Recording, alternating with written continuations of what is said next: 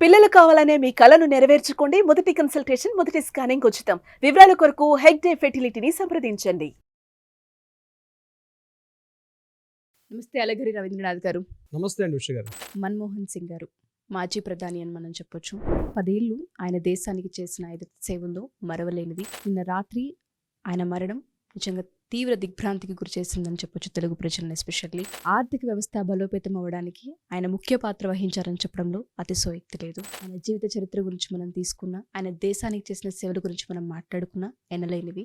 ఒకసారి ఆయన దేశానికి చేసిన సేవల గురించి, ఆయన జీవిత చరిత్ర గురించి మనం ఇంకొకసారి ఈరోజు మనం వాడుతున్నటువంటి మన మొబైల్ ఫోన్స్ కావచ్చు, మనం మాట్లాడుతున్న డివైసెస్ కావచ్చు, మనం మాట్లాడుతున్న టెక్నాలజీ టెలికమ్యూనికేషన్స్ కావచ్చు, అదేవిధంగా కంప్యూటర్ రంగంలో కావచ్చు, ఈ సాఫ్ట్వేర్ రంగాలు కావచ్చు, ఈరోజు మనం పొందుతున్నటువంటి చాలా రకాల కంఫర్ట్స్కి బహుశా మన భారతదేశంలో ఆద్యుడిగా, ఒక ఆర్థిక సంస్కరణ నిపుణుడిగా చెప్పాలంటే మన్మోహన్ సింగ్ గారి పేరే ప్రధానంగా వినిపిస్తుంది. అటువంటి మహానుభావుడు అకాల మరణం చెందడం అనేది నిజంగా చాలా బాధ కలిగించింది. వారిని ఒకసారి మనం గుర్తు చేసుకొని, వారు భారతదేశానికి చేసినటువంటి సేవలు, వారి ద్వారా వారు మన మధ్య ఈరోజు లేకపోయినా వారు మనకు అందించినటువంటి అనేక సేవలను ఈరోజు మనం పొందుతున్నాం.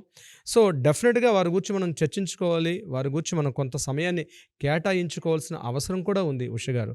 ప్రధానంగా ఒక బ్లూ కలర్ దస్తర్, తెలుపు రంగు గడ్డం, మృదుభాషి, మితభాషి, మౌనముని అని చెప్పుకోవచ్చు. దాన్ని దస్తర్ అంటారు. పంజాబీస్ కట్టుకున్నటువంటి టర్బైన్ దస్తర్ అంటారు 6. ఆ దస్తర్ కట్టుకొని తెల్లని గడ్డంతో చెరగని చిరునవ్వు మీద మీడియా మిత్రులు ఎంత కఠినమైన ప్రశ్నలు వేసినా, ఎంత తికమకపడే ప్రశ్నలు వేసినా, ఏ రకంగా సందిగ్ధావస్థలో పెట్టే ప్రశ్నలు వేసినా తను మాత్రం చెక్కు చెదరక ఆ మృదు స్వభావంతో ఉన్నటువంటి ఒక మేరు నగధీరుడు, ఒక మేరు పర్వతం అని చెప్పుకోవచ్చు మన్మోహన్ సింగ్ గారు. ఎందుకంటే ఆయన భారతదేశానికి 2004 నుంచి 2014 వరకు సుమారుగా 10 సంవత్సరాల పాటు, అంటే ఒక సుదీర్ఘకాలం, అప్పటి వరకు జవహర్లాల్ నెహ్రూ గారు మాత్రమే మనకి 16 సంవత్సరాల సుమారుగా 17 సంవత్సరాలు, కొన్ని డేస్ తక్కువగానే 17 సంవత్సరాలు పరిపాలించారు. ఆ తర్వాత ఇందిరాగాంధీ గారు, ఆ తర్వాత పివి నరసింహరావు గారు హయాం తర్వాత సుదీర్ఘకాలం చెప్పాలంటే నెహ్రూ గారి తర్వాత అత్యంత సుదీర్ఘకాలం భారతదేశానికి ప్రధానమంత్రిగా పనిచేసిన మహోన్నత వ్యక్తి మన్మోహన్ సింగ్ గారు, మోహన సింగ్ గారు.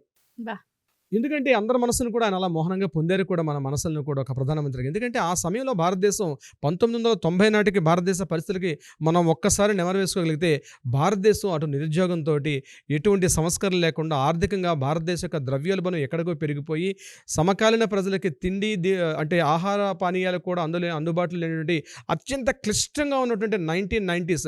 బహుశా ఇప్పుడు ఉన్నటువంటి వాళ్ళందరికంటే ఈనాటి యూత్కి తెలియకపోవచ్చు, కానీ ఆనాటి ఒకసారి మన పేరెంట్స్కి అడగలిగితే వాళ్ళు చెప్తారు ఎంతటి భారతదేశం, ఎక్కడ చూసినా నో వేకెన్సీ బోర్డుతోటి భారతదేశంలో ఎంప్లాయ్మెంట్ అంటే తెలియకుండా నిరుద్యోగానికి కేర్ ఆఫ్ అడ్రస్గా భారతదేశం ఉన్నటువంటి సమయంలో 1990లో పివి నరసింహారావు గారు ప్రధానమంత్రిగా ఎన్నికయ్యారు. అంటే కాంగ్రెస్ పార్టీ నుంచి ప్రధానమంత్రిగా వచ్చిన తర్వాత పివి నరసింహారావు గారికి ఈయన ఆర్థిక మంత్రిగా ఉండి ఆయన చేసినటువంటి సంస్కరణలు, ఒక విధంగా చెప్పాలంటే ప్రధానమంత్రిగా వారు చేసినటువంటి సేవల కన్నా ఒక ఆర్థిక శాఖ మంత్రిగా వారు చేసినటువంటి సేవలు మాత్రం ఇప్పటికి కూడా ఆ ఫలాలు మనం పొందుతూ ఉన్నాం. ఎందుకంటే ఆయన చేసినట్టు 60 సంస్కరణలు అంటే రూపాయి అంటే ముఖ్యంగా ట్యాక్సులు బాగా పెరిగి ఉన్నాయి. ట్యాక్సులను తగ్గించడం కానీ, రూపాయిలో కోత విధించడం కానీ, ద్రవ్యోల్బణాన్ని తగ్గించడంలో కానీ, విదేశీ మారక ద్రవ్యపు నిల్వలు పంపించడం, అదేవిధంగా విదేశీ పెట్టుబడులను భారతదేశంలోకి ఆహ్వానించి భారతదేశంలో ఉన్నటువంటి ఈరోజు ఇన్ని రకాల ఇంత కంఫర్ట్స్ మనం ఈ భారతదేశంలో పొందుతున్నామంటే అప్పుడున్నటువంటి ఆయన తీసుకున్న సంస్కరణలు మాత్రం డెఫినెట్గా ఉన్నాయనే మనం చెప్పుకోవచ్చు. ముఖ్యంగా ఆయన యొక్క చరిత్రలోకి, ఆయన యొక్క బాల్యం, ఆయన ఎడ్యుకేషన్ సిస్టంలోకి మనం వెళ్ళగలిగితే అత్యంత పేద కుటుంబం నుంచి పంజాబ్ అంటే అవిభాజ్య పాకిస్తాన్ అంటే అప్పుడు ఇంకా పాకిస్తాన్ ఇండియా విడిపోయినటువంటి ఆ భారతదేశంలో, అంటే అప్పటికి 1932 ఆయన పుట్టారు. సెప్టెంబర్ 26, 1932లో ఇప్పుడున్న పంజాబ్ ప్రావిన్స్లో ఆయన జన్మించి, ఆ ఊరికి సరైన ఆహార సౌకర్యాలు కానీ, వాటర్ సదుపాయాలు కూడా లేనటువంటి అత్యంత ఒక మారుమూల పల్లెలో పుట్టినటువంటి మన్మోహన్ సింగ్ గారు అక్కడ నుంచి మరలా ఢిల్లీ యూనివర్సిటీకి వచ్చి అక్కడ తను చదువుకొని ఇక్కడ నుంచి తన యొక్క మాస్టర్స్ డిగ్రీని కేంబ్రిడ్జ్కి వెళ్ళారు. అయితే కేంబ్రిడ్జ్లో ఉన్నప్పుడు వీళ్ళ యొక్క అమ్మాయి అంటే ధమన్ సింగ్ అని వీళ్ళ డాక్టర్ కూడా ఒక బుక్ రాశారు. ఆ బుక్లో ఈయన యొక్క బాల్యం ఎలా గడిచింది, ఎడ్యుకేషన్ సిస్టమ్ ఏంటని కూడా మనం తెలుసుకుంటాం. ఆయన ఎక్కడ చెప్పుకోలేదు.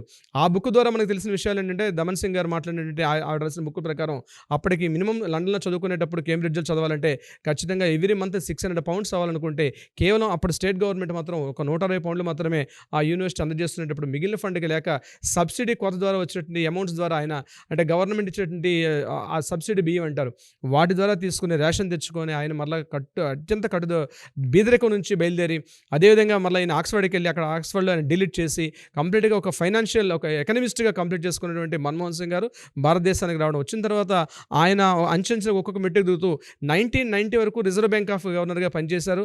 1919 తర్వాత ఈయన పివి నరసింహ గారు ఆయన రిజర్వ్ బ్యాంక్ గవర్నర్గా ఆయన చేపట్టిన సంస్కరణలు ఇమీడియట్గా పివి నరసింహ ఆయన తీసుకొని తన యొక్క ఆర్థిక శాఖ మంత్రిగా ఆయన పక్కన పోస్ట్ ఇచ్చిన తర్వాత ఇంకా ఆయన చెలరేగిపోయారు అనమాట.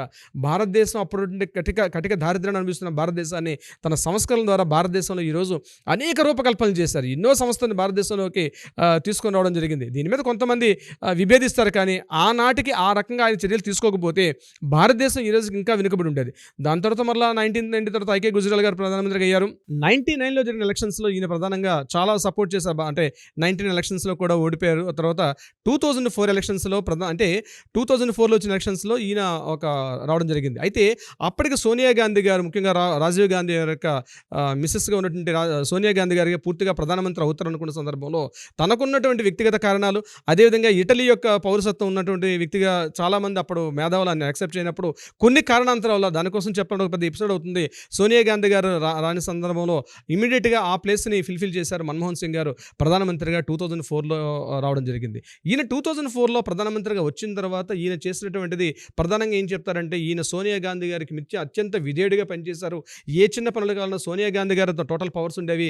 మన్మోహన్ సింగ్ గారి దగ్గర పవర్స్ మాత్రం ఏమీ లేకుండా ఈయన మాత్రం జస్ట్ ఒక చెంచాగిరి చేసేవారు. ఈ పదం తప్పైన సబ్జెక్ట్ టు ద కరెక్షన్ అలానే మాట్లాడుకుండేవారు. అప్పటి ఉన్నటువంటి అలాంటి విమర్శలు ఉండేవి ఆయన మీద. ఈయన మన్మోహన్ సింగ్ గా ఉండేవారు. ఏ చిన్న డెసిషన్ తీసుకోవాలనుకున్నా కంప్లీట్గా సోనియా గాంధీ గారి ప్రతి కంట్రోల్లో ఉండేవారు. ఇటువంటి సందర్భాల్లో 2004లో ఈయన ఒక ప్రధానమంత్రికి వచ్చిన తర్వాత ఈయన తీసుకున్నటువంటి కొన్ని సంస్కరణలు కానీ అవి కానీ కొంత విమర్శనాత్మకంగా కూడా జరిగింది. అయితే ఈయన ఒక అత్యంత రాజకీయ నాయకుడు కాదు. He's just only educationist, economist ఈయన. కానీ పరిపూర్ణం చెందినటువంటి ఒక రాజకీయ నాయకుడు కాకపోవడం వల్ల రాజకీయ ఎత్తుగళ్ళు వేయడంలో ఈయన మాత్రం కొంతవరకు విఫలం చెందారు. ఈయన ఆర్థికవేత్తగా చెందినటువంటివి ఈయన చేసుకోలేకపోయారు. అయితే 2004లో ఎన్నికైన తర్వాత విదేశీ ఒప్పందాల విషయానికి అయితే ముఖ్యంగా అప్పటికి భారతదేశం ఉన్నటువంటి అణుసాంకేతికత, అంటే న్యూక్లియర్ వెపన్స్ సంబంధించి అమెరికాతో ఈయన ఒడంబడికలు చేసుకోవడంతో కొంత విమర్శలు కూడా ఎదుర్కొన్నారు. అంటే అమెరికాతో అంటే న్యూక్లియర్ అంటే అణు విభాగానికి సంబంధించి సాంకేతికత విషయానికి వచ్చినట్లయితే కొంత వెనుకబడతలను ఉండేవారు. కానీ ఎప్పుడైతే ఈయన అమెరికాతోటి ఒప్పందాలు చేసుకున్న తర్వాత భారతదేశం కొంత సపోర్ట్ చేయడం జరిగింది ఆ టైంలో. అయితే ఈయన తీసుకున్నటువంటి ఏదైతే ట్రీట్ ఒడంబడికలు ఉన్నాయో, అమెరికాతో జరిగిన ఒప్పందాలు ఏవైతే ఉన్నాయో కొంతవరకు విమర్శనాత్మకంగా గోచరించాయి ఆ సందర్భంలో అమెరికా యొక్క విదేశాంగ విధానం సంబంధించి. దీని మీద ఎదుర్కొన్నప్పుడు కూడా ఈ రోజు ఈ మాత్రమే న్యూక్లియర్గా డెవలప్ అయ్యామంటే ఆ రోజు ఆయన తీసుకున్నటువంటి కొన్ని చర్యలు మాత్రం డెఫినెట్గా ఉన్నాయని మనం చెప్పుకోవచ్చు. ఈ తర్వాత 2004 నుంచి 2009 వరకు జరిగిన తర్వాత 2009లో మరలా ఎలక్షన్స్ అయినాయి. 2009 ఎలక్షన్స్లో కూడా మరలా కాంగ్రెస్ పార్టీ అంటే కూటమి విజయం సాధించింది.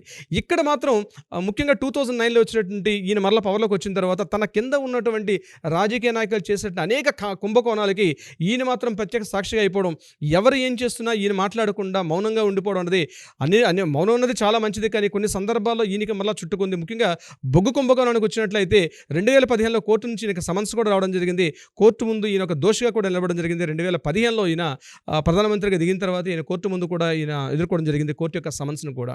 ఆ సందర్భం చెప్పడం జరిగింది, నా కింద ఉన్నటువంటి రాజకీయ నాయకులు ఏం చేసినా మౌనంగా ఉండడమే నాకు చాలా పెద్ద బ్రహ్మాస్త్రం, అది ఆ వెపన్ నాకు అదే, నేను తెలిసినా నేను ఏమి చేయలేకపోతున్నాను అని చెప్పి అత్యంత మృదుభాషగా ఉన్నటువంటి పేరు పొందినటువంటి ఈ సందర్భంగా ఆయన చెప్పుకోవచ్చు. ఇంకా కాకుండా ఎల్కే అద్వానీ గారు ప్రధానంగా ఈయన ఒక రాజకీయ నాయకుడిగా పనికిరాడు, కేవలం ఒక ఎడ్యుకేషన్ అంటే ఫినాన్స్ మినిస్టర్గా పనికొస్తారు తప్పించి ఈయన ఒక రాజ్యాంగవేత్తగా ఒక రాజకీయ నాయకుడిగా ఈయన పనికిరారని చెప్పి ఎల్కే అద్వానీ గారు చాలా గట్టిగా పరుషంగా కూడా మాట్లాడిన సందర్భాలు ఉన్నాయి. ప్రధానంగా 92 తర్వాత వచ్చిన రామజన్మభూమి ఇట్లాంటి సంఘటనలో భారతదేశం ఎదుర్కొన్నటువంటి అనేక సమస్యలకి మన్మోహన్ సింగ్ గారు కొంతవరకు కంట్రోల్ చేశారని చెప్పొచ్చు. భారతదేశంలో ఈ యొక్క సామరస్య ధోరణి కానీ అదేవిధంగా విదేశాంగ విధానాలు కావచ్చు, భారతదేశం ఉండే పట్టణ నగరీకరణ సాంకేతిక విధానాలు వీటన్నిటి కూడా మన్మోహన్ సింగ్ గారు తీసుకునే విధానాలు చాలా వరకు దోహదపడ్డాయని చెప్పడంలో ఎటువంటి సంశయం లేదు. కానీ ప్రధానంగా 2014లో వచ్చిన ఎలక్షన్స్ ఏంటంటే ఈ భారతదేశం అనేక కుంభకోణాలు, కాంగ్రెస్ పార్టీ ఓడిపోవడానికి, అంటే కాంగ్రెస్ పార్టీ ఒక్కడే కాదు, కాంగ్రెస్ పార్టీతో ఉన్నటువంటి కూటమి ప్రభుత్వాలు అంటే ఆ మొత్తం అన్ని పార్టీ లెఫ్ట్ పార్టీలు అన్ని కూడా సపోర్ట్ చేయడంతో కూటమి ప్రభుత్వ నేతగా ఈయన ఎన్నుకోవడం జరిగింది. అయితే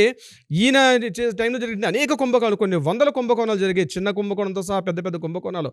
ఆ కుంభకోణాల ఫలితమే 2014లో కాంగ్రెస్ పార్టీ ఓడిపోవడం. అదే సమయంలో నరేంద్ర మోడీ గారు బీజేపీ ఇమీడియట్గా దాన్ని అడ్వాంటేజ్ తీసుకొని పవర్లోకి రావడం. బీజేపీ నుంచి నరేంద్ర మోడీ గారు 2014 నుంచి 2024 వరకు ఇప్పటి వరకు ఉన్నారు. కానీ కానీ ఇక్కడ విషయం ఏంటంటే మన్మోహన్ సింగ్ గారు అటు ఇందిరాగాంధీ అంటే గాంధీ కుటుంబానికి ఎంత విధేయుడిగా ఉండేవారో ప్రజల పక్షాన కూడా ఆయన అన్ని సందర్భాల్లో కూడా మాట్లాడడం జరిగింది.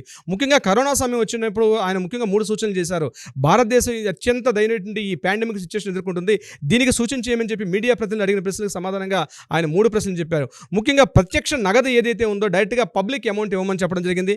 అదేవిధంగా వ్యాపార సంస్థలకు కూడా కొంత ప్రోత్సాహకాలు ఇస్తే చాలా వరకు వ్యాపారస్తులు మళ్ళీ భారతదేశం ఒక గాడిన పడే అవకాశం ఉంటుంది. మూడోది ప్రధానంగా ఆర్థిక సంస్కరణలు మళ్ళీ తీసుకొని రావాల్సిన అవసరం భారతదేశంలో ఉంది.